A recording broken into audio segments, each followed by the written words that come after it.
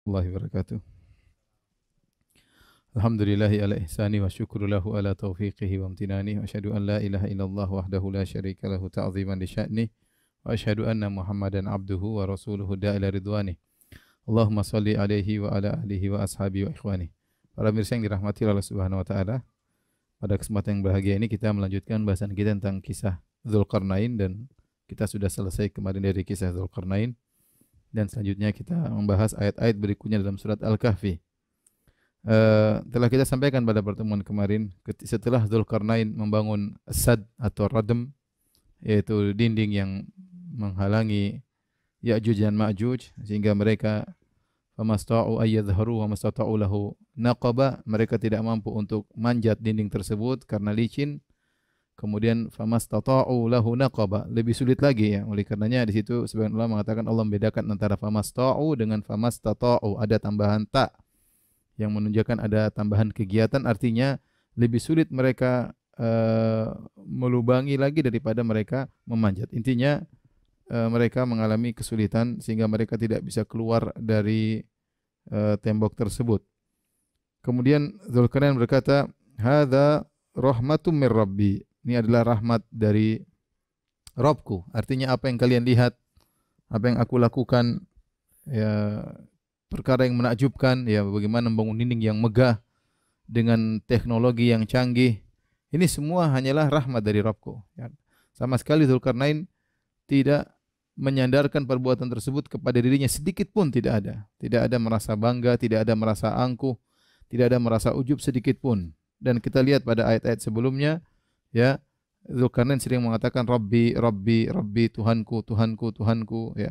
Dan itulah ciri-ciri hamba yang soleh, semakin diberi kenikmatan oleh Allah, semakin diberi kelebihan oleh Allah, semakin mengakui keagungan Allah Subhanahu wa taala. Oleh karenanya Dzulqarnain mengatakan hadza rahmatum mir rabbi, ini adalah rahmat dari Rabbku. Oleh karenanya ini pelajaran bagi kita tatkala kita sedang berbicara dengan orang lain, ya. Kemudian kita sedang menyampaikan keberhasilan yang kita miliki atau kenikmatan yang kita miliki, jangan lupa kita selalu mengandalkan ini adalah dari Allah. Alhamdulillah, alhamdulillah, berbanyak mengucapkan alhamdulillah, muji Allah. Jangan sedikit pun mengesankan bahwa itu karena kehebatan kita. Kapan sedikit pun kita mengesankan bahwasanya ini karena kehebatan kita, itulah ujub. Itulah ujub. Namun ujub bertingkat-tingkat, ada ujub kecil, ada ujub besar. Tetapi dan itu nampak dari cara berbicara seorang. Orang berbicara, oh ini karena saya begini, kelihatan antara dia benar-benar menyandarkan semuanya kepada Allah, atau dia menggabungkan antara alhamdulillah karena Allah, tetapi di sela-sela itu dia masukkan kata-kata seakan-akan dia punya andil, punya jasa, dan itu adalah ujub yang masuk di sela-sela pujian kepada Allah Subhanahu wa taala. Maka seorang berwaspada. Ya, lihatlah Dzulqarnain, dia melakukan sesuatu yang hebat, bukan perkara kecil membangun sad, membangun radem, membangun dinding yang hebat, yang besar, setinggi gunung. Ini bukan amal pekerjaan ringan. Ini pekerjaan luar biasa, hebat, menakjubkan, ya, yang orang di zaman sekarang tahun 2020 belum tentu bisa membangun bangunan seperti itu, ya. Yang bangunan besi kemudian dicampur dengan tembaga, dengan yang kita jelaskan pada pertemuan kemarin, yang tinggi setinggi 2 gunung, ya. Itu pun beliau tidak sombong dengan diri beliau, dan beliau tidak sama sekali tidak menyadarkan bangga sedikit pun, tidak ada sama sekali. Ini sebagaimana perkataan Nabi Sulaiman alaihissalam tatkala nampak anugerah Allah, kehebatan yang beliau miliki, maka beliau berkata, hadza min fadli rabbi liyabluwani, ya, ashkuru am akfur. Ini adalah karunia dari Rabbku untuk mengujiku, aku bersyukur atau aku ingkar, ya. Maka ini peringatan bagi kita semua agar waspada, karena terkadang sebagian orang seperti itu, entah keberhasilan dalam pengaturan perusahaan, atau keberhasilan dalam dakwah, atau keberhasilan dalam mengatur manajemen misalnya pemerintahan dan yang lainnya, ya. Ini kita bicara Dzulqarnain, dia bicara tentang dunia sebenarnya. Dia tidak sedang berbicara tentang agama, dia bicara tentang dunia, tentang membangun bangunan yang hebat, yang megah. Itu pun dia sama sekali tidak menyadarkan 1% pun kepada dirinya. Semua disandarkan kepada Allah Subhanahu wa ta'ala. Apalagi kalau kita bicara tentang dunia, tentang dakwah, tentang yang lainnya, maka peran kita sangat kecil, karena hidayah di tangan Allah Subhanahu wa ta'ala. Taib, ini kemudian uh, kata Dzulkarnain, hadza rahmatu min rabbi, ini adalah rahmat dari Rabbku. Fa idza jaa wa'du rabbi ja'alahu dakka, jika telah tiba janji Rabbku, maka Rabbku akan menjadikan dia dakka. Dakka itu hancur, ya, hancur, kemudian rata dengan tanah, ya, rata dengan tanah. Dan ini menunjukkan Allah Maha Kuasa. Dengan kuasa Allah maka Dzulkarnain bisa membangun dinding yang hebat, ya, yang terdiri atas tembaga dan besi dengan campuran tertentu dengan sistem pembuatan yang luar biasa sebagaimana kita jelaskan kemarin. Dan akan ada suatu waktu dengan kuasa Allah juga Ya'juj Ma'juj bisa meratakan dinding tersebut, meratakan dengan tanah, ya, bisa meratakan dengan tanah. Ini semua dengan kuasa Allah, ada saatnya, ya, ada saatnya. Oleh karenanya Rasulullah SAW pernah bersabda, wailun lil Arab min syarrin qad iqtarab. Ya, celaka orang-orang Arab karena keburukan yang sudah dekat. Futihal yauma min radmi Ya'juj wa Ma'juj mithlu hadhihi. Sungguh telah terbuka dari dinding Ya'juj Ma'juj ukuran segini, kata Nabi SAW. Wa halaqa bi isba'ihi al ibham wallati taliha. Kemudian Nabi mengatakan sudah terbuka dindingnya seperti ini, ya. Taib. Adapun waktu terbukanya dinding tersebut, ya, sebagaimana dijelaskan dalam hadis-hadis yang sahih, yaitu keluarnya Ya'juj wa Ma'juj, ya, hum min kulli hadabin yansilun, kemudian mereka keluar dari dinding tersebut dari tempat-tempat yang tinggi. Maka datang dalam hadis-hadis yang sahih itu setelah turunnya Nabi Isa alaihissalam, setelah Nabi Isa membunuh Dajjal, kemudian Dajjal sudah tewas oleh Nabi Isa alaihissalam sebagaimana pernah kita jelaskan dalam tanda-tanda besar hari kiamat, ya. Baru kemudian Allah menyuruh Nabi Isa alaihissalam untuk membawa hamba-hambanya pergi ke gunung, ya.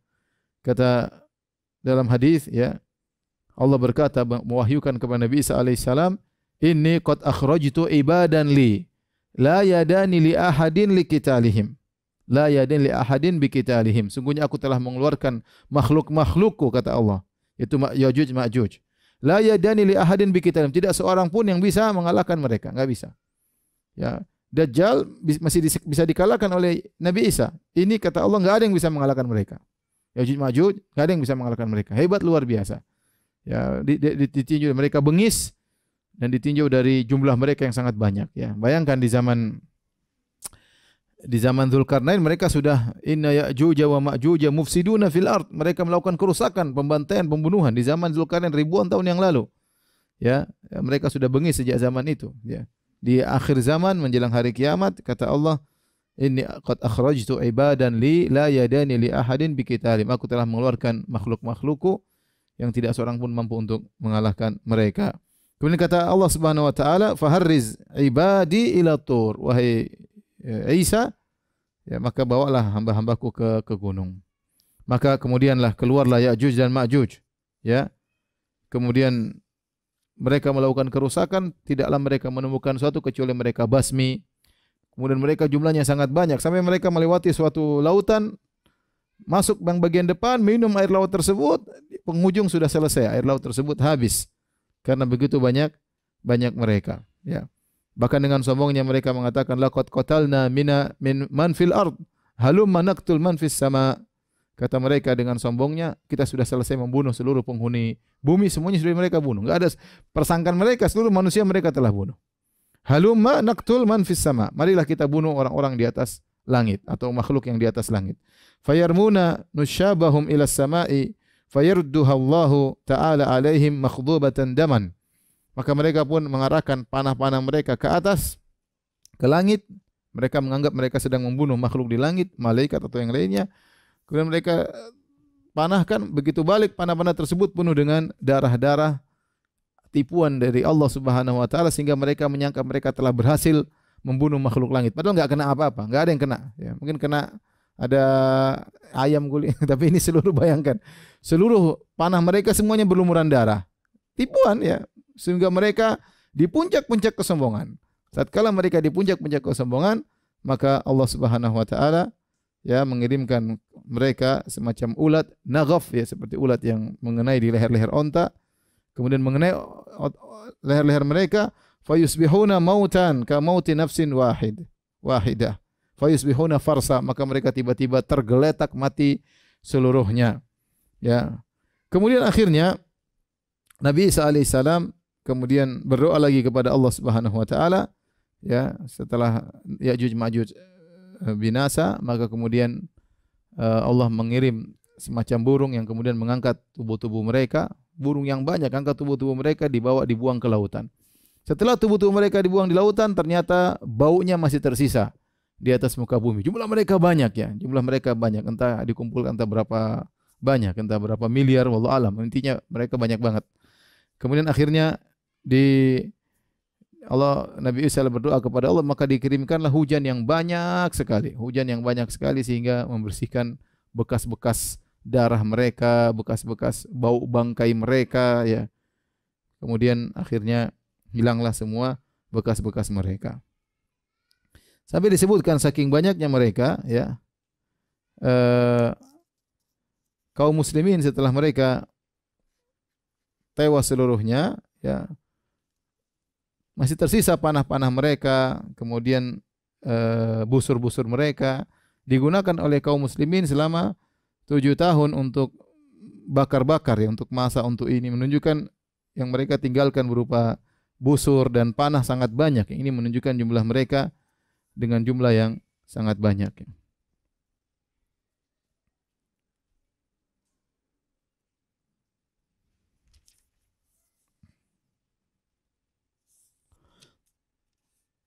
Taib, para pemirsa yang dirahmati oleh Allah Subhanahu wa taala, akhirnya begitulah kesudahan daripada Ya'juj dan Ma'juj, ya. Dan ketika mereka muncul maka sudah menjelang hari kiamat. Baik, kita lanjutkan firman Allah Subhanahu wa taala. Wa tarakna ba'dahum yawma idzin yamuju fi ba'd wa nufikha fi suri fajama'nahum jam'a. Kami biarkan mereka, sebagian mereka yauma idzin, pada hari tersebut, yamuju fi ba'd, yaitu yamuj, yaitu bergelombang seperti ittirabil bahr, seperti gelombang lautan yang ada di laut, ya, ombak yang besar, ya. Mereka dibiarkan oleh Allah Subhanahu wa taala, namun pada hari itu, yaitu pada hari di mana as-sad atau radam hancur, maka keluarlah mereka yamuju ba'dhum, ya, fi ba'd, saling tumpuk-tumpukan saking banyak, bergelombang begitu banyak, ya. Ada beberapa pendapat di kalangan para ulama, maksudnya wa tarakna ba'dahum yauma idzin yamuju fi ba'd. Apa maksudnya sebagian mereka bergelombang di atas sebagian yang lain? Al-Alusi rahimahullah dalam kitabnya Ruhul Ma'ani menyebutkan beberapa pendapat, di antaranya maksudnya yaitu pada hari tersebut, ya, adalah hari menjelang hari kiamat, ya. Sehingga ba'dhum di sini maksudnya adalah manusia pada hari kiamat, mereka dalam kondisi ketakutan melihat dahsyatnya hari kiamat, sehingga mereka saling bertumpuk-tumpukan, kebingungan, lari sana lari sini, saling tabrak-tabrakan, ya, karena dahsyatnya hari tersebut. Ini pendapat pertama disebut oleh Alusi. Artinya yang dimaksud dengan bertumpuk-tumpuk bukan masalah Ya'juj Ma'juj, tapi manusia secara umum, ya. Yaitu wa tarakna ba'dahum yauma idzin, kami tinggalkan mereka pada hari itu pada hari menjelang hari kiamat. Tatkala mereka melihat dahsyatnya hari kiamat, manusia bertumpuk-tumpuk, ya, saking ketakutan, bingung, ya, bercampur baur seperti ombak yang menghantam di lautan. Kemudian pendapat yang kedua, maksudnya manusia tatkala itu ketakutan sehingga mereka, ya, saling tumpuk-menumpuk begitu mereka melihat Ya'juj Ma'juj muncul. Karena Ya'juj Ma'juj ini akan keluar dari suatu daerah, kemudian mereka bergerak dengan begitu cepat sehingga keseantero dunia orang yang melihat semua ketakutan. Makanya Allah mengatakan wa hum min kulli hadabin yansilun. Mereka dari setiap tempat yang tinggi mereka turun, banyak sekali jumlah mereka, sehingga manusia tatkala melihat Ya'juj Ma'juj begitu banyak, mereka ketakutan sehingga mereka lari tumpuk-tumpuk, tabrak-tabrakan, ya, injak-injakan, itu maksudnya. Ini pendapat kedua. Jadi manusia injak-injakan, saling tabrak-tabrakan karena ketakutan, dahsyat melihat jumlah Ya'juj Ma'juj yang sangat mengerikan. Pendapat yang berikutnya, ya, maksudnya Ya'juj Ma'juj itu sendiri. Wa tarakna ba'dahum yauma idzin yamuju fi ba'd. Maksudnya Ya'juj Ma'juj, mereka saking banyaknya, mereka seperti gelombang yang terlihat begitu mereka keluar banyak sekali, ya. banyak sekali. Makanya kita nggak tahu jumlah mereka berapa. Ya, jumlah mereka sangat sangat banyak ya. Bahkan dalam satu hadis ya Rasulullah sallallahu alaihi wasallam menyebutkan Allah berkata kepada Nabi Adam, "Ya Adam," maka Adam berkata, "Labbaik wa sa'daik wal khairu fi yadaik." Fayaqul akhrij ba'than nar. Keluarkan ya para penghuni neraka, yaitu keturunanmu yang bakalan menjadi penghuni neraka jahanam. Qala wa ma ba'thun nar. Adam berkata, siapa orang-orang yang bakal menjadi penghuni neraka jahanam? Kata Allah Subhanahu wa taala, min kulli alfin tis'ami'atin wa tis'atan wa tis'in. Ya, dari 1999 masuk neraka, satu masuk surga. Fa indahu yashibus saghir. Tatkala dalam kondisi demikian maka anak kecil akan berambut beruban. Wa tadau kullu dzati hamlin hamlaha, yaitu tatkala diperintahkan masuk neraka maka kondisi seorang wanita yang sedang mengandung akan melahirkan. Wa taran nasa sukara wa ma hum bisukara. Kulihat orang-orang berjalan seperti orang mabuk padahal mereka bukan dalam kondisi mabuk. Walakinna adzaballahi syadid, akan tapi azab Allah sangat pedih pada hari tersebut. Yaitu tatkala diperintahkan orang-orang yang harus masuk neraka dilemparkan dalam neraka. Fastadda dzalika alaihim, maka hal ini memberatkan para sahabat. Qalu ya Rasulullah wa ayyuna dzalikal wahid. Jadi Rasulullah mengatakan dari 1000 orang 999 masuk neraka, yang satu masuk surga. Maka para sahabat berkata, "Ya Rasulullah, siapa yang bisa jadi satu orang itu dari 1000 orang cuma satu orang ya yang masuk surga, yang 999 masuk neraka? Siapa yang bisa jadi satu orang itu?" Kata Nabi SAW, "Abshiru fa inna minkum rajulun wa min Ya'juj wa Ma'juj alfun." Kata Nabi, bergembiralah. Satu orang dari kalian, sisanya 999 atau 1000 orang dari Ya'juj Ma'juj. Jadi di antara penghuni neraka jahanam yang paling banyak di antara Ya'juj Ma'juj. Itu menunjukkan jumlah mereka sangat banyak. Kita tahu penghuni neraka jahanam banyak. Di antaranya yang paling banyak adalah dari Ya'juj. Di antaranya banyak dari Ya'juj dan Ma'juj. Karena Nabi mengatakan satu di antara satu kalian 1000 Ya'juj Ma'juj. Adapun jumlah mereka, Allah alam bisawab ya. Dan mereka akan muncul menjelang hari kiamat dan menakutkan manusia. Tadi beberapa tafsir yang saya sebutkan, kami biarkan mereka bergelombang satu dengan yang lainnya. Ya, tadi saya katakan ada yang mengatakan itu adalah maksudnya bukan Ya'juj Ma'juj tapi manusia secara umum tatkala melihat kondisi hari kiamat mereka bergelombang satu dengan yang lainnya karena ketakutan, tabrak-tabrakan, injak-injakan. Yang kedua, maksudnya ketakutan manusia tatkala melihat jumlah Ya'juj Ma'juj yang begitu banyak ya, sehingga mereka ketakutan, injak-injakan, bergelombang. Yang ketiga, maksudnya Ya'juj Ma'juj itu sendiri yang jumlahnya begitu banyak seperti gelombang yang ada di lautan karena jumlah mereka sangat banyak. Dan perlu kita ingatkan bahwa Ya'juj Ma'juj sebagaimana diingatkan oleh para ulama, mereka bukanlah kaum Tatar yang pernah melakukan kerusakan di atas muka bumi. Tatkala terjadi fitnah Baghdad sampai disebutkan jutaan orang meninggal dunia, mereka membasmi kaum muslimin, dan itu bukan Ya'juj Ma'juj ya. Meskipun kata sebagian ulama kalau kita lihat ciri-cirinya mirip dari ciri-ciri wajah mereka yang Nabi sebutkan tentang ciri Ya'juj Ma'juj, ciri penampilan mereka, mata mereka, kemudian wajah mereka dan yang lainnya mirip seperti kaum Tatar. Tetapi itu bukan Ya'juj Ma'juj. Kata sebagian ulama itu baru mukaddimahnya Ya'juj Ma'juj. Ya, itu saja sudah membunuh jutaan orang, mengerikan.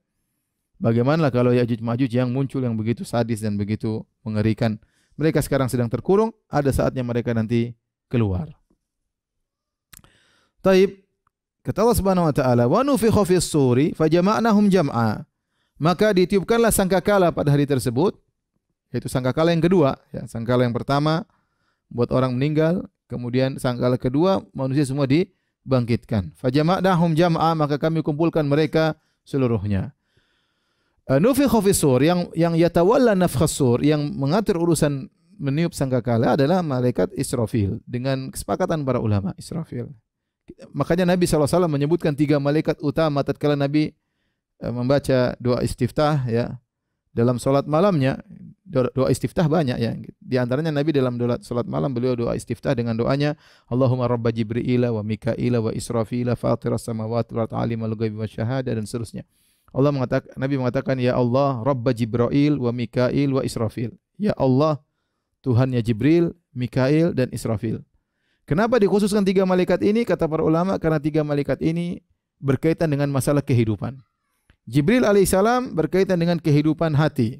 Makanya Allah mengatakan ruh ya. ruh, Allah menamakan malaikat Jibril dengan ruh karena dengan malaikat Jibril menurunkan Al-Qur'an, memberikan kehidupan pada hati-hati manusia. Manusia tanpa Al-Qur'an hati mereka mati. Manusia tanpa wahyu hati mereka mati. Jasad mereka hidup tapi hati mereka mati penuh dengan kesengsaraan.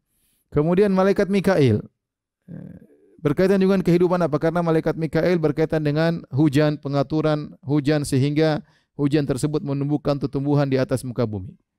Yang ketiga, malaikat Israfil. Kenapa dikhususkan penyebutnya 3 malaikat ini? Karena malaikat Israfil juga berkaitan dengan kehidupan manusia dari mereka mati kemudian mereka bangkit kembali. Itu kapan? Pada hari kiamat kelak, ya, pada hari kiamat kelak begitu ditiup sangkakala, tiupan yang kedua, ya, maka kemudian manusia semua dibangkitkan. Kata Allah, fajama'nahum jam'a. Kami kumpulkan mereka seluruhnya. Seluruhnya, bukan manusia saja. Manusia dari awal sampai akhir. Kata Allah, qul innal awwalina wal akhirin lamajmu'una ila miqati yaumin ma'lum. Sungguhnya manusia dari awal sampai akhir seluruhnya. Ya, yang dari awal dari zaman Nabi Adam seterusnya sampai kita, kemudian yang sampai hari kiamat semuanya dikumpulkan pada hari yang telah ditentukan oleh Allah Subhanahu wa taala. Bahkan sebagian dalam hadis-hadis bukan cuma manusia, ya. Bahkan kata Allah Subhanahu wa taala, ya, hewan-hewan pun demikian. Wa ma min dabatin fil ardi wala ta'irin yatiru bi janahi illa umamun amsalukum ma farratna fil kitabi min syai' thumma ila rabbihim yuhsyarun. Kata Allah, tidak ada suatu hewan melata di atas muka bumi dan tidak ada burung yang mengepakkan kedua sayapnya kecuali mereka adalah umat-umat seperti kalian. Di akhir ayat kata Allah, thumma ila rabbihim yuhsyarun, mereka akan dikembalikan kepada Allah di padang mahsyar. Jadi burung-burung, hewan-hewan juga dibangkitkan bersama manusia. Makanya kata Allah Subhanahu wa taala, wa idzal wuhushu husyirat, tatkala hewan-hewan yang liar dibangkitkan pada hari kiamat. Bayangkan manusia dibangkitkan, ada macan sampingnya, ada singa, macan, semua hewan-hewan dikumpulkan pada hari tersebut. Manusia dari awal sampai akhir. Allah mengatakan, wa hasyarnahum falam nughadir minhum ahadan. Kami kumpulkan mereka seluruhnya dan tidak ada satu orang pun yang luput, tidak dibangkitkan. Tidak ada yang kelupaan, semuanya pasti dibangkitkan. Anda, saya, kita semua akan dibangkitkan oleh Allah. Dan kita semua akan dimintai pertanggungjawaban oleh Allah Subhanahu wa taala, ya.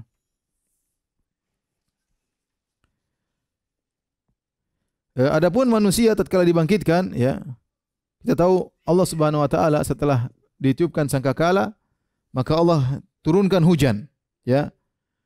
Ya, turunkan hujan, yang hujan tersebut kemudian masuk ke dalam kuburan. Dalam hadis kata Nabi sallallahu alaihi wasallam, ya, bahwasanya laisa minal insan syai'un illa yabla illa adhaman wahidan. Seluruh bagian tubuh manusia akan sirna kecuali satu tulang. Wa huwa ajibudz dzam, yaitu tulang bagian di tulang ekor ada bagian yang tidak akan sirna. Meskipun tulang lain sudah hancur, meskipun daging badan semua sudah hancur, bagian tulang itu tidak akan sirna. Tulang itu merupakan sumber pembentukan manusia tatkala setelah ditiupkan sangkakala yang kedua. Caranya bagaimana? Allah turunkan hujan, hujan tersebut masuk, begitu derasnya masuk ke dalam kuburan, kemudian mengenai tulang tersebut, kemudian tumbuhlah manusia tersebut, tumbuh dari tulang tersebut, ya. Makanya Allah mengatakan, wa minhu yurakkabul khalqu yaumal qiyamah. Dari tulang tersebutlah kemudian Allah susun kembali manusia pada hari kiamat kelak. Kemudian manusia keluar dari kuburan mereka, ya. Ka'annahum jaradun muntasir. Begitu mereka bangkit dari kuburan, mereka kebingungan, ya, karena melihat kondisi yang dahsyat, menakutkan. Mereka bingung mau jalan kemana, melihat kondisi begitu mengerikan, ya, hewan-hewan di samping mereka, manusia seluruhnya dengan kondisi yang mengenaskan. Maka mereka, kata Allah, seperti belalang-belalang yang bertebaran, tidak jelas mau kemana. Intinya kata Allah Subhanahu wa taala, wa nufikha fis suri fajama'nahum jam'a. Ya, maka kami ditiupkan sangkakala, maka kami kumpulkan mereka seluruhnya. Wa aradna jahannama yauma idzil lil kafirina arda. Maka pada hari tersebut kami tampakkan neraka jahanam kepada orang-orang kafir. Tampakkan di hadapan mereka, ya. Inilah sesuatu yang sangat mengerikan, ya. Oleh karenanya para pemirsa yang dirahmati Allah Subhanahu wa taala, kita hidup di atas muka bumi tidak lama, maka masing-masing persiapkan dirinya beramal saleh, jangan malas-malasan. Kalau kita lagi malas, kita ingat saya bertasbih ini, saya berzikir ini, saya baca Quran beberapa huruf ini, saya akan rasakan kenikmatannya abadi. Ya, saya akan rasakan abadi.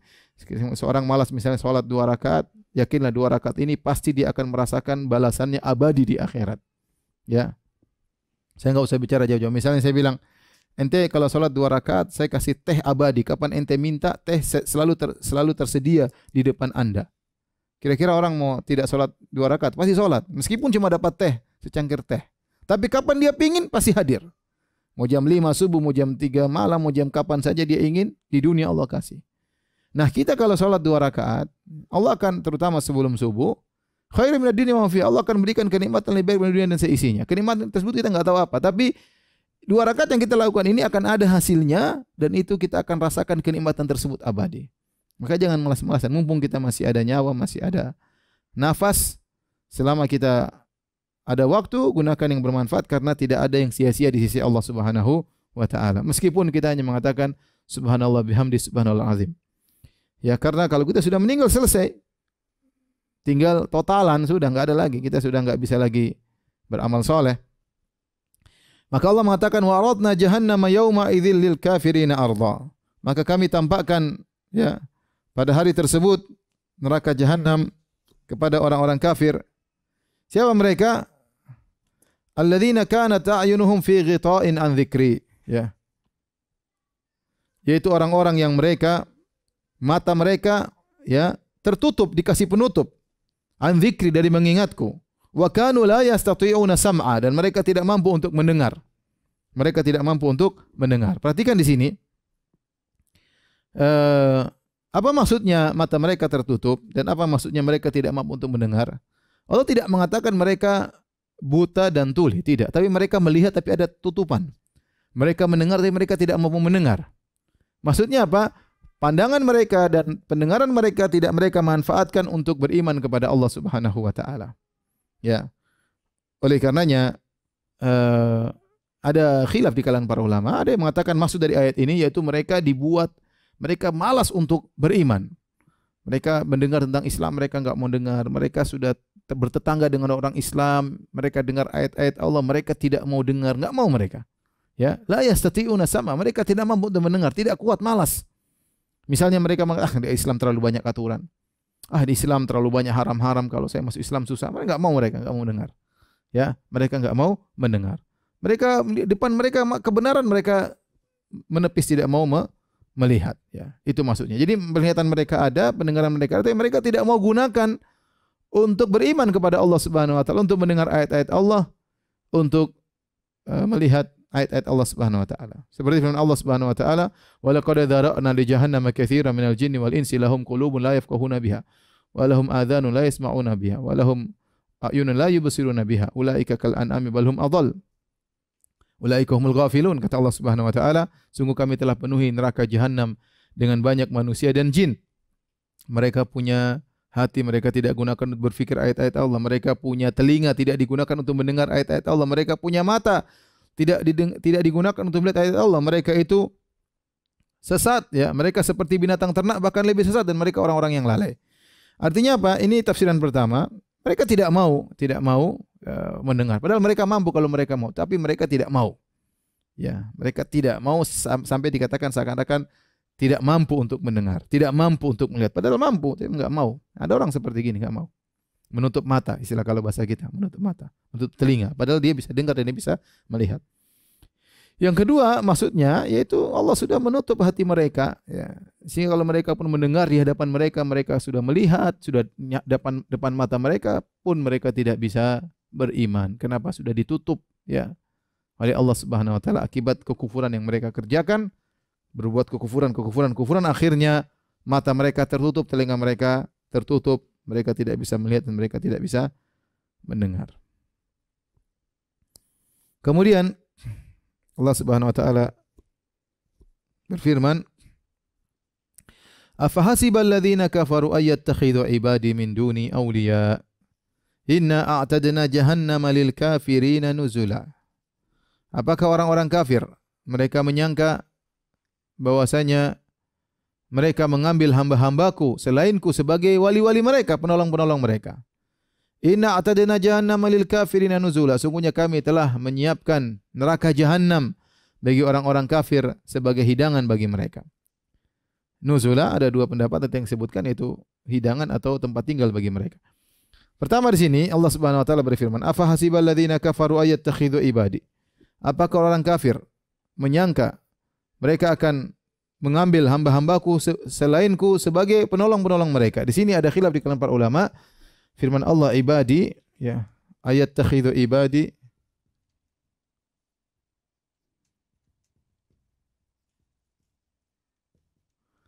min duni aulia. Ibadi artinya hamba-hambaku. Artinya hamba-hambaku, ya.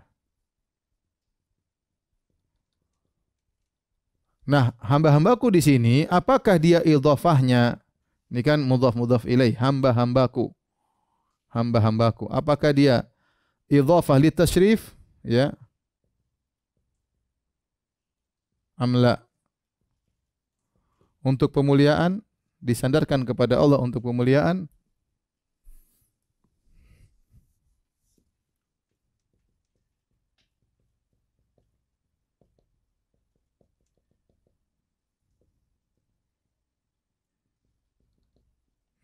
Sehingga maksudnya adalah hamba-hambaku di sini maksudnya para malaikat, seperti para malaikat, para nabi, ya. Kemudian orang-orang soleh. Atau ini bukan idhafah tasyrif, tapi idhafah untuk umum, idhafah untuk keumuman.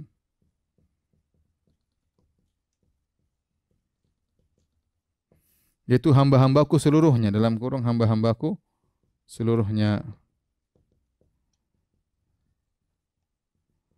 Maksudnya termasuk, ya, termasuk semua yang disembah selain Allah, termasuk syaitan misalnya, ya, kemudian hewan, kemudian jin, pohon, ya, berhala dan lain-lain. Berhala dan lain-lain. Ini seperti firman Allah Subhanahu wa taala, in kullu man fis samawati wal ardi illa atir rahmani abda, semua yang ada di langit dan bumi akan datang kepadaku sebagai hamba. Adapun idhafah li tasyrif seperti firman Allah Subhanahu wa taala, subhanalladzi asra bi 'abdihi, maha suci Allah yang perjalankan hambanya. Hambanya maksudnya mulia. Ada dua penafsiran di kalangan para ulama, apa maksudnya hamba-hamba di sini? Apakah afahsibal ladzina kafaru, apakah orang kafir menyangka mereka menjadikan hamba-hambaku selainku sebagai penolong-penolong mereka? Penolong-penolong mereka. Apakah maksudnya mencakup seluruh sesembahan? Ada yang menyembah batu, ada yang menyembah jin, ada yang menyembah syaitan, yang mereka menyangka sembahan-sembahan tersebut akan menolong mereka pada hari kiamat kelak? Ataukah maksudnya hamba-hambaku adalah orang-orang yang menyembah orang-orang soleh, menyembah malaikat, menyembah nabi, mereka menyembah orang soleh, mereka menyangka sembahan-sembahan mereka itu akan menolong mereka pada hari kiamat? Wallahu alam, saya lebih condong pada pendapat ini, ya. Ya. Condong pada pendapat ini bahwasanya yang dianggap akan menjadi menolong bagi mereka pada hari kiamat adalah orang-orang malaikat, orang-orang soleh yang mereka sembah. Makanya orang musyrikin, ya, menganggap bahwasanya orang-orang soleh tersebut membantu mereka di sisi Allah, ya. Mereka mengatakan ma na'budhum illa liyuqarribuna ilallahi zulfa. Kami tidak menyembah orang-orang soleh tersebut kecuali untuk mendekatkan diri kami kepada Allah Subhanahu wa taala, ya. Adapun ini pendapat Syekh Utsaimin itu mencakup matahari, rembulan orang sembah, dan mereka tidak bisa, sembahan-sembahan tersebut tidak bisa menolong mereka di hadapan Allah kelak pada hari kiamat kelak, ya. Oleh karenanya pada hari kiamat kelak matahari dan rembulan dilemparkan dalam neraka jahanam. Dilemparkan dalam neraka jahanam. Supaya apa? Supaya orang yang menyembah matahari dan rembulan tahu ini matahari rembulan tidak bisa tolong dia, sementara yang dia sembah saja dalam neraka bersama dia. Bagaimana bisa menolongnya, ya. Sama yang menyembah syaitan juga, syaitan tidak bisa menolong mereka. Syaitan juga diazab di neraka jahanam. Ya. Allah alam, saya lebih condong bahwa maksudnya ibadah di sini adalah idhafah li tasyrif. Maksudnya Allah mengatakan, apa kalian yang menyembah Nabi Isa, menyangka Nabi Isa akan tolong kalian pada hari kiamat kelak? Apa kalian menyembah malaikat, menyangka malaikat akan tolong kalian pada hari kiamat kelak? Apa kalian yang menyembah orang-orang soleh akan menolong kalian pada hari kiamat kelak? Jawabannya tidak. Kalian berbuat kesyirikan, maka yang kalian sembah tersebut tidak akan menolong kalian pada hari kiamat kelak. Allah mengatakan, afahasibal ladzina kafaru, apakah orang kafir menyangka ayattakhidhu ibadi min duni auliya, bahwasanya mereka mengambil sembahan-sembahan dari hamba-hambaku selainku akan menjadi penolong-penolong mereka? Jawabannya tidak. Inna a'tadna jahannam lil kafirina nuzula. Kami siapkan neraka jahanam bagi orang-orang kafir sebagai nuzula. Nuzula juga demikian, ada dua pendapat nuzula ya. Nuzul. Nuzul ini ada dua tafsiran ya. Tafsiran pertama, nuzul artinya hidangan. Hidangan awal ya. Kalau orang masuk ke dalam bertamu dikasih nuzul ya. Nuzul itu apa? Hidangan awal. Artinya hidangan awal. Ada yang mengatakan nuzul artinya manzila. Manzil itu tempat tinggal.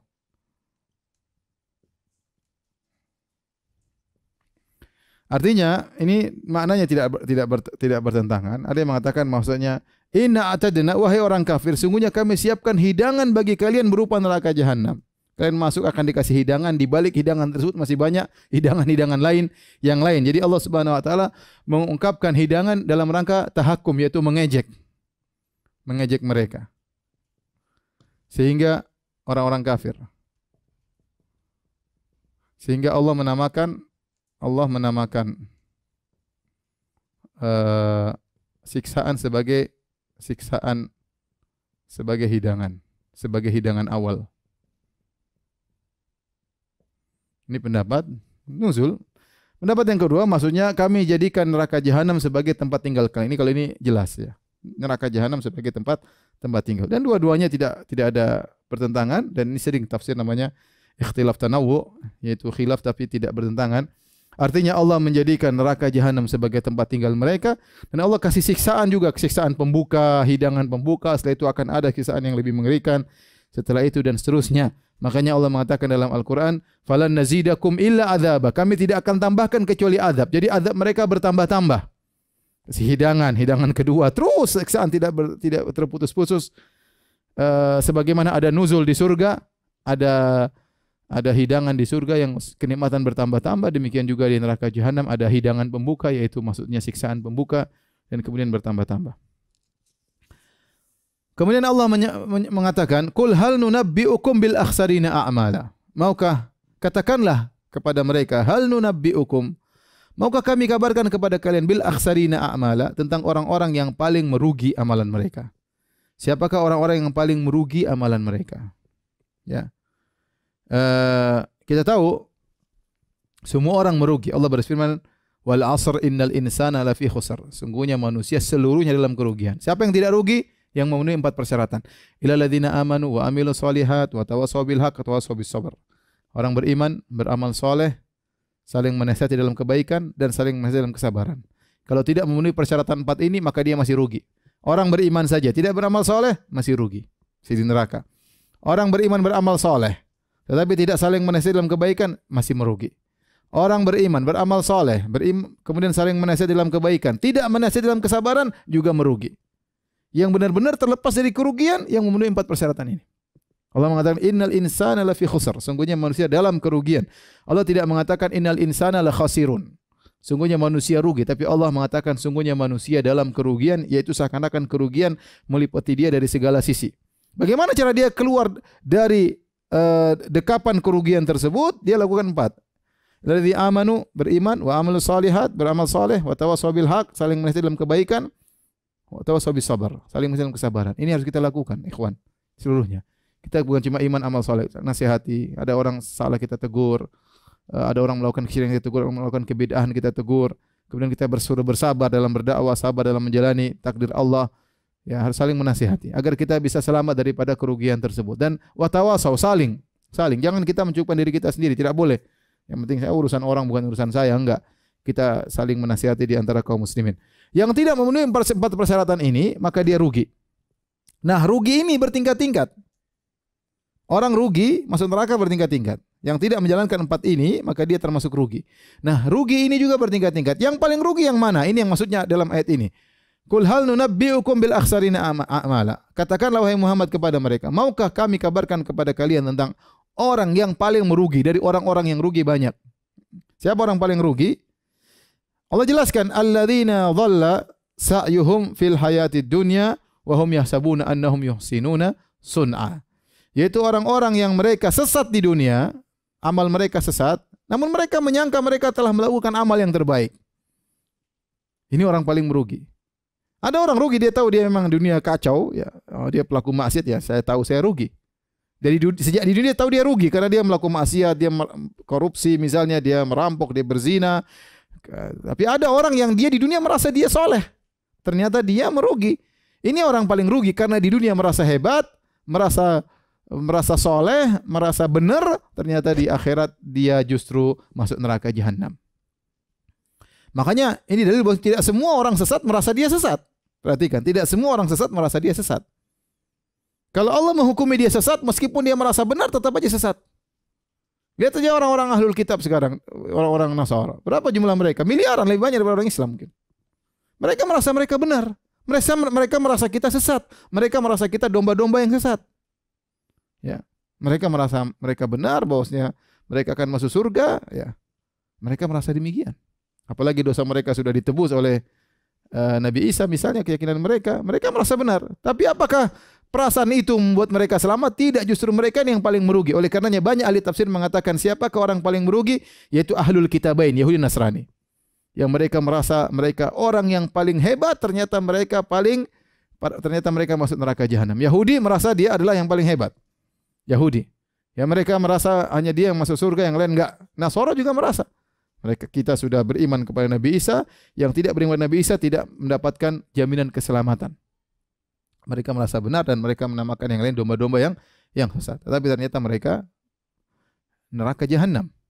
Oleh karena Allah mengatakan dalam surat Al-A'raf, fariqan hada wa fariqan haqqa alaihimud dhalalah. Innahum ittakhadhu syayatin awliya'a min dunillah wa yahsabuna annahum muhtadun. Kata Allah, ada sekelompok orang yang dapat petunjuk dan ada sekelompok orang yang sesat. Innahum ittakhadhu syayatin awliya'a min dunillah. Mereka menjadikan setan-setan sebagai penolong-penolong mereka. Wa yahsabuna annahum muhtadun. Dan mereka menyangka mereka dapat petunjuk. Jadi ternyata ada orang-orang penghuni neraka jahanam yang merasa mereka di dunia dulu mereka benar. Dan itu banyak sampai sekarang. Ya, sekarang. Oleh karenanya para ulama sepakat yang dimaksud di sini adalah ahlul kitabain Yahudi Nasrani. Para ulama khilaf bagaimana dengan ahlul bidah seperti Khawarij. Sebagian ahli tafsir masukkan Khawarij.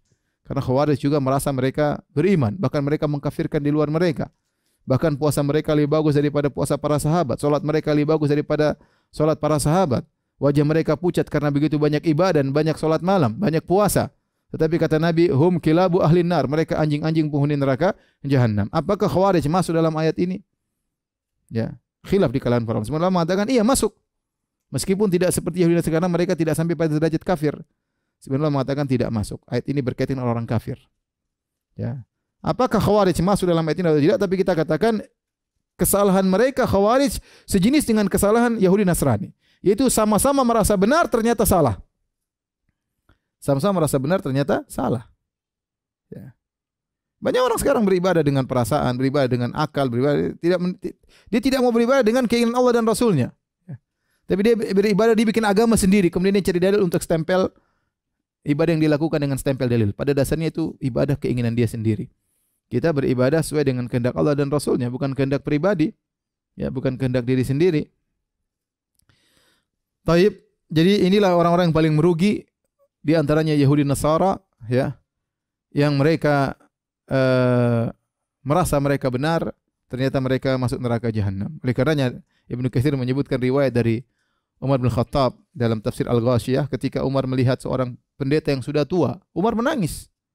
Maka mereka bertanya, wahai Umar, kenapa Anda menangis? Lihat, dia ingat firman Allah, amilatun nasibah, tasla naron hamiyah. Saya ingat firman Allah, amilatun nasibah. Sudah bekerja dengan letih-letih di dunia, ternyata masuk neraka jahanam. Sudah tua seperti ini, pendeta Yahudi, pendeta Nasara, sebagian mereka sudah tidak nikah, sudah tidak menjauhi kenikmatan dunia, hanya di tempat ibadah mereka, ternyata masuk neraka jahanam. Dan ini sangat menyedihkan Umar bin Khattab radhiyallahu ta'ala anhu melihat kondisi mereka. Ulaika alladzina kafaru bi ayati rabbihim wa liqa'ih. Siapa mereka ini orang paling merugi yang merasa benar ternyata masuk neraka jahanam? Mereka adalah orang-orang yang kafir kepada ayat-ayat Rabb mereka dan kafir dengan pertemuan dengan Rabb mereka. Wa liqa'ih, kafir dengan pertemuan kepada Rabb mereka. Fahabitat a'maluhum fala nuqimu lahum yaumal qiyamati wazna. Maka amalan mereka seluruhnya gugur dan kami tidak memberi ya timbangan bagi mereka pada hari kiamat kelak. Taib, di sini Allah Subhanahu wa taala menjelaskan tentang sifat-sifat orang kafir tersebut, ya. Di antaranya ya, mereka kafir kepada ayat-ayat Allah. Tidak beriman kepada ayat Allah Subhanahu wa taala. Ya, kemudian juga tidak beriman dengan pertemuan wa liqa'ih, ya. Perhatikan di sini, ya.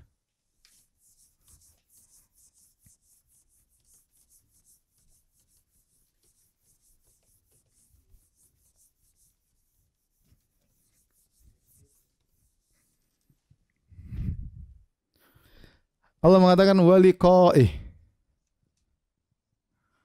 Mereka kafir kepada pertemuan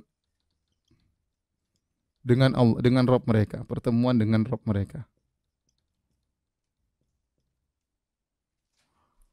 Dengan pertemuan dengan Allah.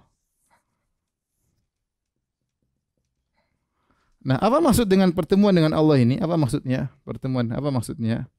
Ada yang mengatakan maksudnya mereka kafir kepada hari kebangkitan. Kenapa hari kebangkitan disebut dengan pertemuan dengan Allah? Karena orang dibangkitkan dia akan bertemu dengan Allah, akan dihisab. Sehingga maksudnya waliqa'i, mereka kafir dengan hari kebangkitan, kafir dengan hari kiamat, ya. Tapi ini pendapat. Pendapat yang mengatakan waliqa'i maksudnya kafir dengan, ya, bahwasanya mereka akan melihat Allah.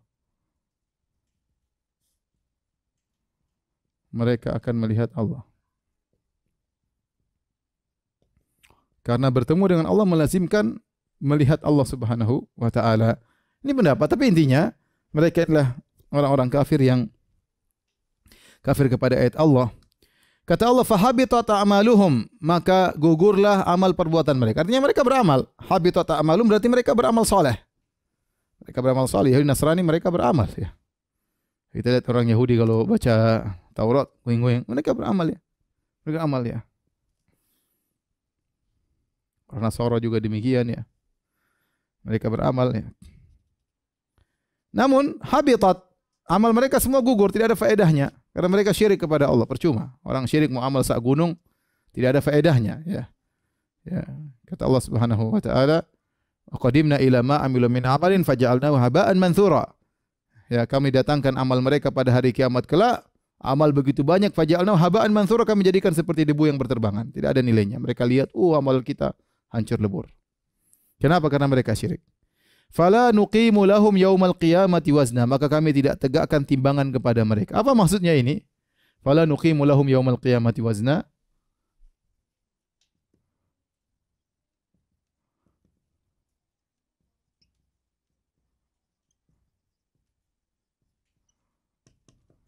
Itu kami tidak tegakkan timbangan pada mereka.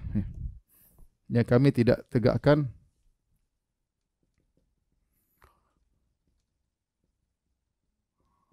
timbangan bagi mereka. Khilaf di kalangan para ulama. Pendapat pertama mengatakan amal mereka tidak ditimbang. Amal mereka tidak ditimbang. Kenapa? Karena namanya menimbang amal itu dalam rangka untuk ditimbang dengan kebaikan. Mereka enggak punya kebaikan. Kata para ulama, amal mereka tidak ditimbang. Kenapa? Tidak perlu ditimbang. Karena amal mereka semuanya hancur. Apa yang mau ditimbang? Apa yang mau ditimbang? Sehingga tidak perlu ditimbang. Ini pendapat sebagian ulama, di antaranya Syekh Sa'di rahimahullahu taala. Pendapat yang kedua, maksudnya mereka tidak dinilai. Mereka tidak ada nilainya di sisi Allah. Di sisi Allah. Namun amal mereka tetap ditimbang.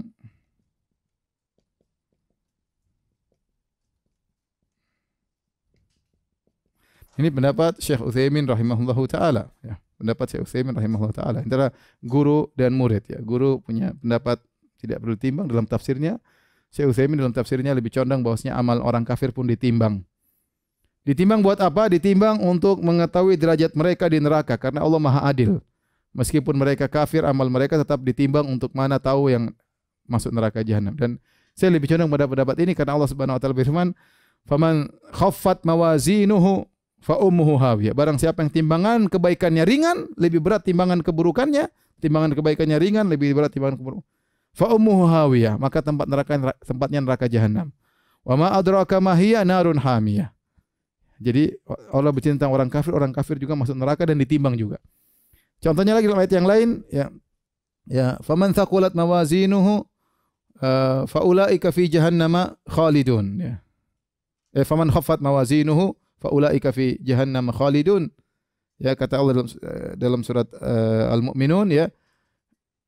Bahwasanya orang-orang yang timbangannya ringan maka mereka dalam neraka jahanam kekal. Mereka dalam neraka jahanam kekal, menunjukkan bahwasanya orang-orang kafir juga ditimbang, tetapi ditimbang dalam rangka untuk menunjukkan keburukan mereka dan agar diketahui di mana derajat mereka di neraka jahanam. Semakin orang kafir yang semakin jahat, semakin dalam nerakanya. Tidak sama orang kafir yang baik, yang tegur orang, terus berbuat kemanusiaan dengan orang kafir yang kurang ajar, yang kemudian bunuh orang, nipu orang, kemudian yang menjerumuskan orang dalam kezaliman dan yang lainnya. Beda. Allah Maha Adil. Orang kafir yang baik-baik nerakanya beda dengan orang kafir yang kurang ajar, ya. Nerakanya lebih parah.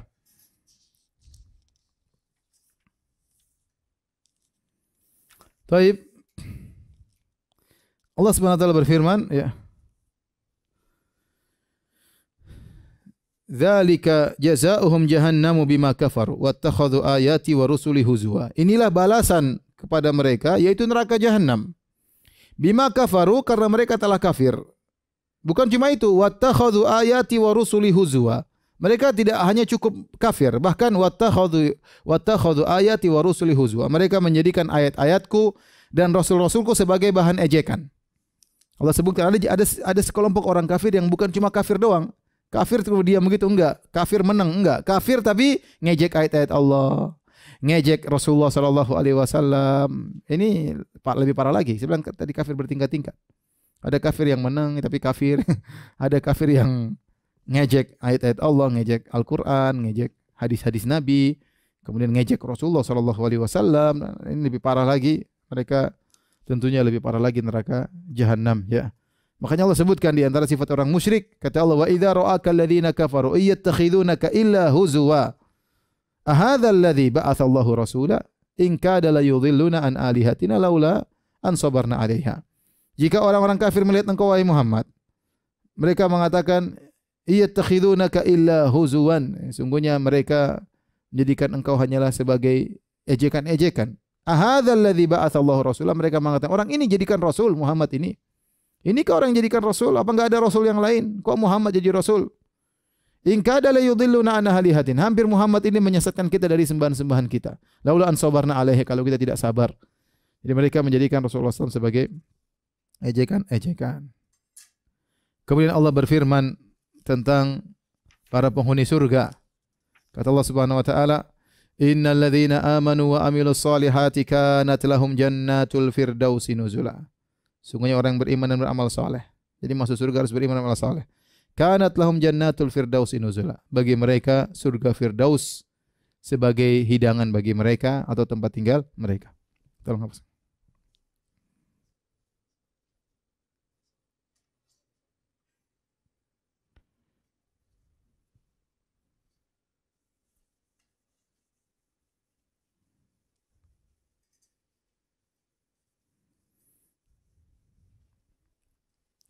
Sungguhnya orang yang beriman dan beramal saleh, ya, kanat lahum jannatul firdausi nuzula, ya. Kata Allah Subhanahu wa taala, sungguhnya orang-orang beriman dan beramal saleh, orang-orang beriman dan beramal saleh, kanat lahum jannatul firdausi nuzula.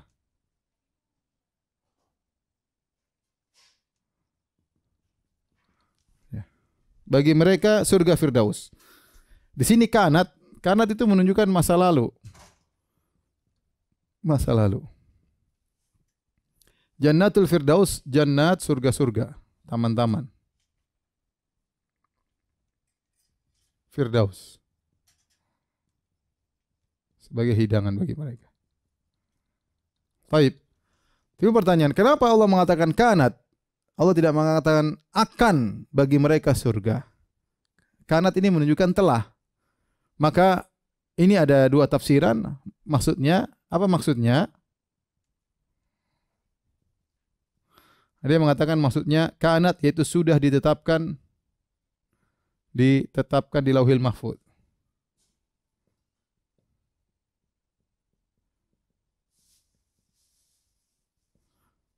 Jadi kanat masa lalu sudah ditetapkan di Lauhil Mahfuz. Ada yang mengatakan Allah mentakbir menggunakan kanat, ya. Allah mentakbir menggunakan fi'il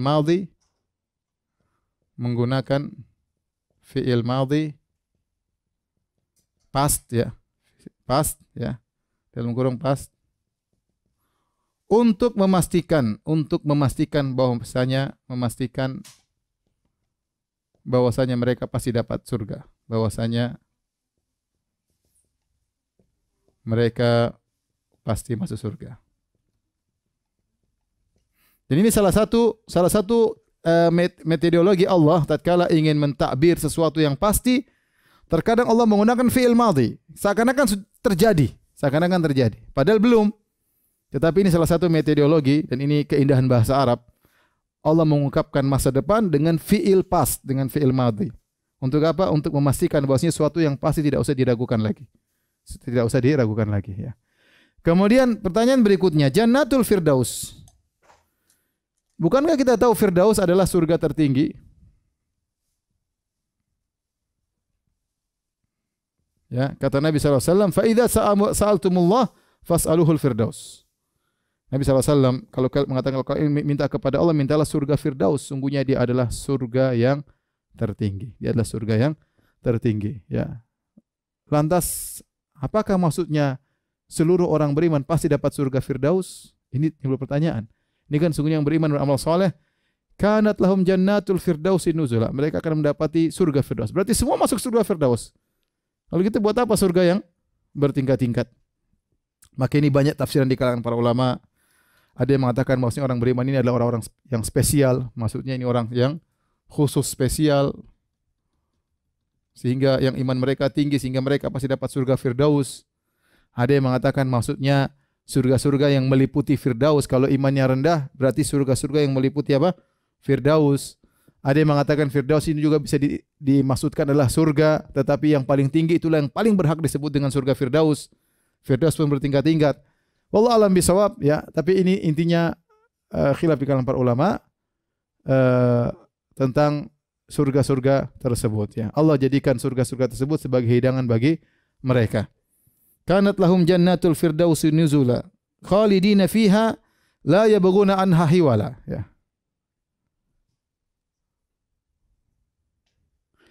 Baik, kata Allah Subhanahu wa taala khalidina fiha. Khalidina fiha la yabghuna anha hiwala. Mereka kekal di dalamnya, kekal dalam surga tersebut. Tidak ingin hiwala, mereka tidak ingin hiwala. Hiwala ini apa? Ada dua pendapat. Hiwala maksudnya tidak mau berubah kondisi atau tidak mau berpindah. Dua-duanya oke, ya. Jadi mereka sudah masuk dalam surga tersebut, mereka tidak mau berubah kondisi, mereka ya udah ini sudah nyaman banget. Jadi mereka tidak mau pergi ke tempat lain, ya. Tidak, ya udah ini sudah paling nyaman yang mereka rasakan dan mereka tidak mau pindah-pindah lagi. Oleh karenanya kata para ulama, penghuni surga jika mereka masuk surga, meskipun mereka tahu ada orang-orang penghuni surga yang lebih tinggi dari mereka, mereka sudah puas dengan yang apa mereka miliki. Tidak ada hasad di hati mereka. Tidak ada dengki di hati mereka. Meskipun mereka tahu ada surga yang lebih tinggi daripada mereka. Ya. Sehingga mereka merasa nyaman dengan apa yang mereka miliki. Sampai sebagian ulama mengatakan, "Ustaz, bagaimana kalau surga yang bertingkat-tingkat? Bolehkah yang surga di bawah main-main ke atas?" Ini ada yang mendapat mengatakan enggak. Kalau dibawa ke atas nanti ngeliat-lihat, aduh, bidadarimu lebih cantik. Ada yang mengatakan yang dari atas boleh main ke bawah, yang di bawah enggak main ke atas. Ini semua tidak ada dalil, cuma sekedar pendapat. Ya, tapi intinya teks yang dalam Allah sebutkan dalam Al-Quran, mereka tidak merasa perlu untuk berpindah karena mereka sudah sangat nyaman. Beda dengan kenikmatan di dunia. Orang di dunia bagaimanapun dia pasti, ya sekaya apapun dia pasti melihat, kalau melihat yang lebih tinggi mungkin dia lebih tertarik atau yang mana. Ya, tidak ada namanya puas. Yang puas cuma di akhirat. Di surga enggak ada yang sempurna. Di dunia tidak ada yang sempurna. Yang sempurna cuma ada di surga. Kemudian ayat yang terakhir kata Allah Subhanahu wa taala, "Qul law kana al-bahru midadan," dan seterusnya. Qul law kana al-bahru midadan li kalimati rabbi lanafida al-bahru qabla an tanfada kalimatu rabbi walau ji'na bimithlihi madada. Ya, saya tafsirkan secara singkat. Katakanlah wahai Muhammad, seandainya lautan menjadi tinta bagi kalimat-kalimat Rabbku, maka lautan habis sebelum selesai kalimat-kalimat Rabbku. Walau ji'na bimithlihi madada, meskipun kau datangkan laut semisal itu pula. Artinya kalau dua lautan ini dibuat tinta, kalau tinta kan cuma butuh sedikit untuk nulis, ya, untuk nulis. Kalau tinta terdiri atas dua lautan, bahkan dalam ayat yang mimba di sab'atu abhur, sab'atu abhur. Dalam ayat yang lain kau datangkan 7 lautan. 7 lautan ini maksudnya orang Arab suka menyebut angka 7 sebagai bentuk banyak, ya. Sebagai bentuk banyak. Artinya mau lautan sebanyak apapun tidak akan bisa menuliskan kalimat Allah. Kenapa? Karena kalimat Allah tidak ada ujungnya. Firman Allah tidak ada ujungnya. Ini dalil bahwasanya Allah Subhanahu wa taala berfirman dan firman Allah bisa ditulis. Ini saya isyarat untuk membantah, saya baca dalam Aqidah Wasithiyah membantah pendapat orang-orang Asy'ariyah yang mengatakan bahwasanya firman Allah adalah bahasa jiwa yang tidak terpisah-pisah, tidak terbagi-bagi, satu kesatuan, dan ini sudah kita bahas. Intinya enggak benar. Allah firman-Nya disifati dengan kalimat, kata-kata. Kata-kata bisa ditulis sebagian-sebagian. Di antara kata-kata Allah Al-Qur'an, dan itu ada terbatas 6.000 ayat dan sekian. Ada Taurat, ada Injil, ada Zabur dan yang lainnya. Intinya kalimat-kalimat Allah, sifat-sifat Allah dan tidak terbatas, ya.